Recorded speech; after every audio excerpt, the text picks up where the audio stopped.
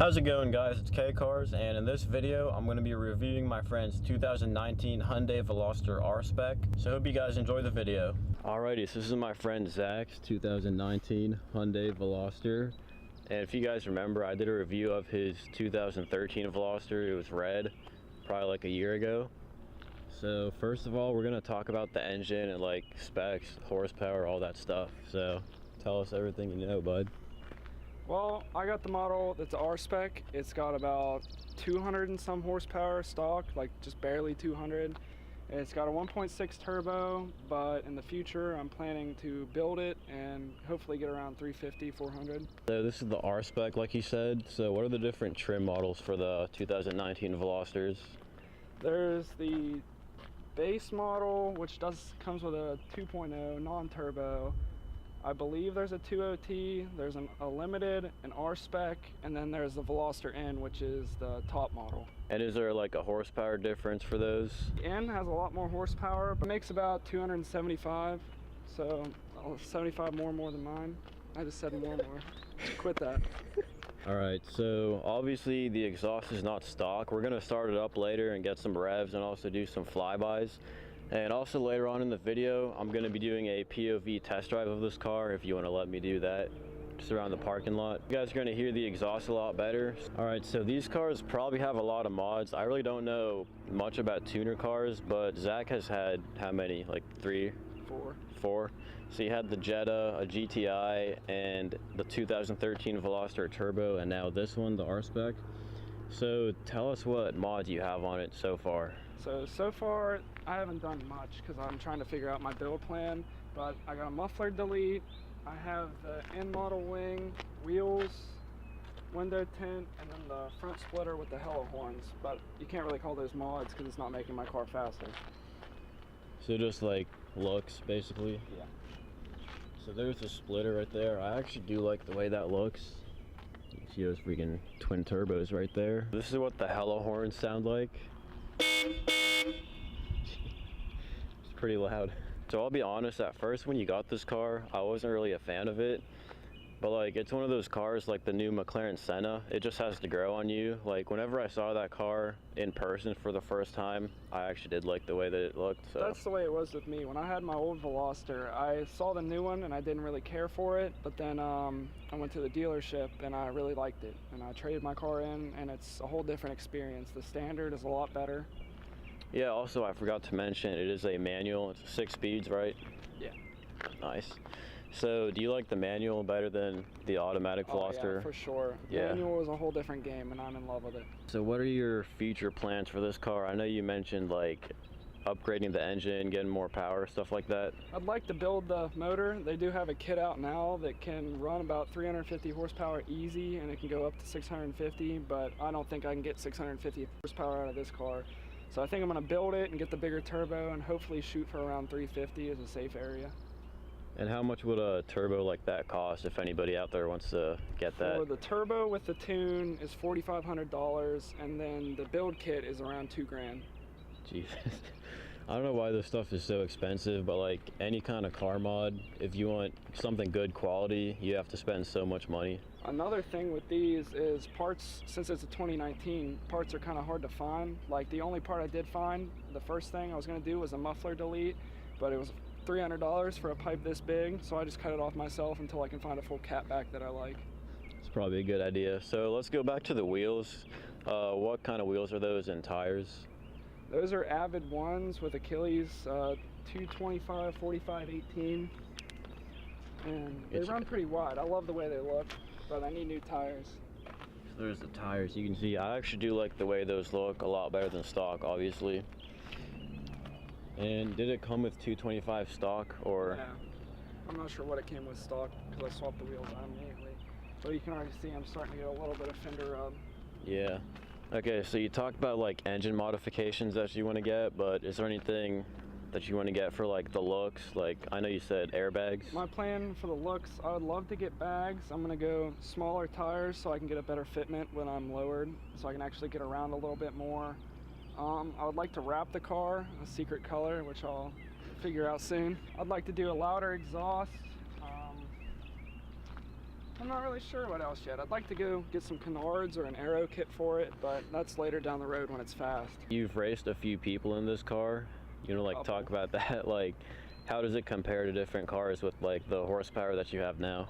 Well, it's not very fast, I'll admit that. I've raced a couple cars. I can't remember what they are. I beat one, but it was a stock car. It was like a mom car. It's not gonna get anything.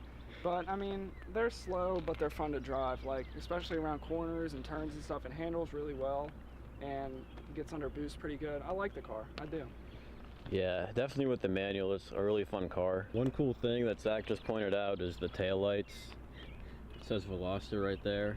All right, so now we're gonna get a startup and exhaust clips.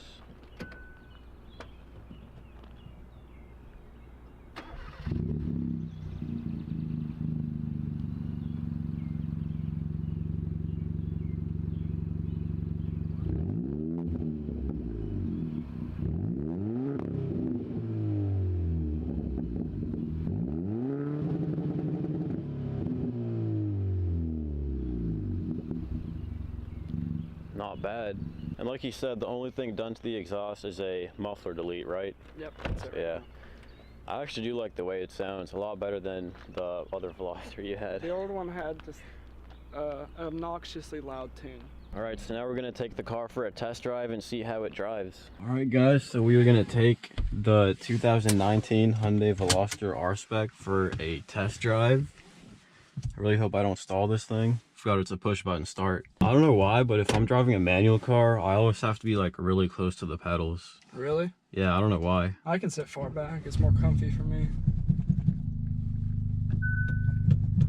Okay, so first let's talk about this little shift knob you got here. Oh yeah, So, it's baller, isn't it? it's definitely not stock. So the one that came with it stock is, got it right there. So that's the shift knob that it came with stock. So obviously you can see this one's quite a bit taller. It's got the short shifter in it too, like stock. So what made you want to get a shifter like this? I don't know. Luke had it in his garage and he just said if I want it I can have it, so I put it on and I like it.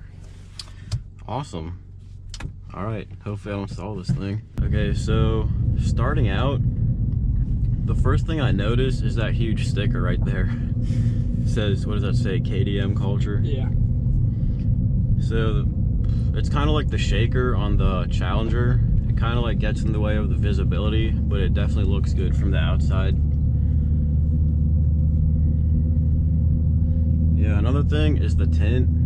I'm not used to this much tint. 5%. Jesus. Have you ever been pulled over yet? Not yet, but I'm waiting for it. Yeah, okay. So the clutch on this car is actually really easy to use. So this was your first manual car? Yes. So you basically learned how to drive manual on this thing? I learned how to drive manual in my friend's Honda Civic for one day. So technically I didn't really learn that much. And I hopped in here, drove down the road, stalled a couple times, and then now I'm getting the hang of it. So this car is really easy, like I said. There was one time I drove a manual Mustang. It was like a Bullet Mustang. And the clutch in that thing was so hard to use. I just almost stalled it whenever I drove that thing.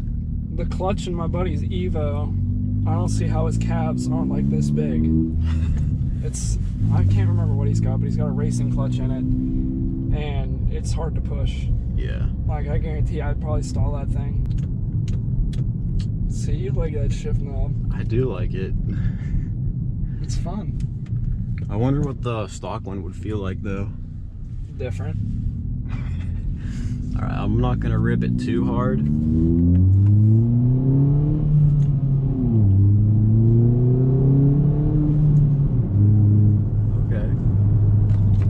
It does handle really well, a lot better than the Challenger, because that thing's a boat, as you guys know. It weighs 4,200 pounds, so how much does this car weigh? 2,921 pounds. So that's probably why it handles so much better than the Challenger.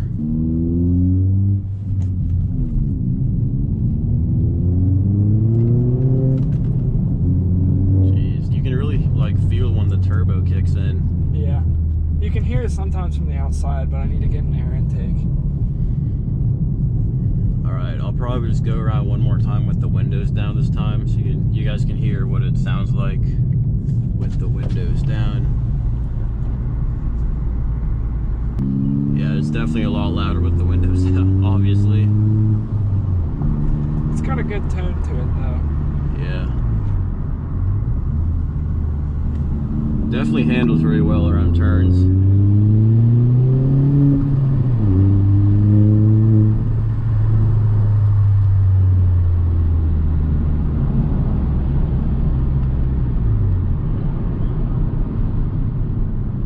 Yeah, so the first time I drove this car, the one thing that surprised me the most was how well it handles. I know I keep saying that, but it's just a surprise to me because I'm used to driving that huge boat that weighs 4,200 pounds. And it is a front wheel drive, in case you guys were wondering. One thing about this shifter, I feel like you can shift really easily and just have your elbow resting right here. It's like right in the perfect position right there. Can you imagine this thing if I get a bill?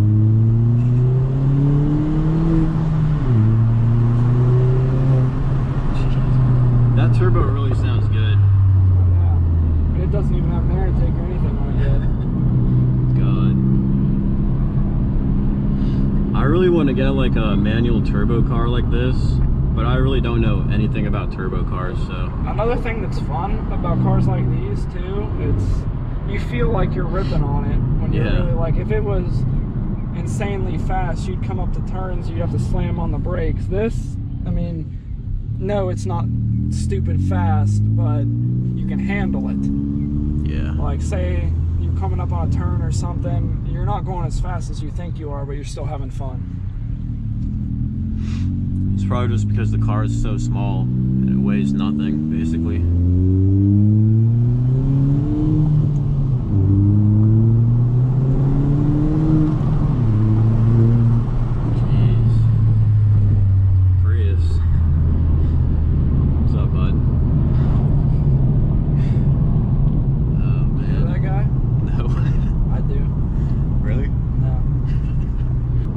So I really hope the blow-off sound like came through the GoPro. It really does sound good. And I hope it's not too windy. Alright, so I hope you guys enjoyed that video. If you have any questions, make sure to leave those down in the comments. I'll try to answer them, and if I don't know the answer, I'll ask Zach. If you found this video entertaining or liked it or whatever, make sure to like, comment, and subscribe. And as always, thanks for watching.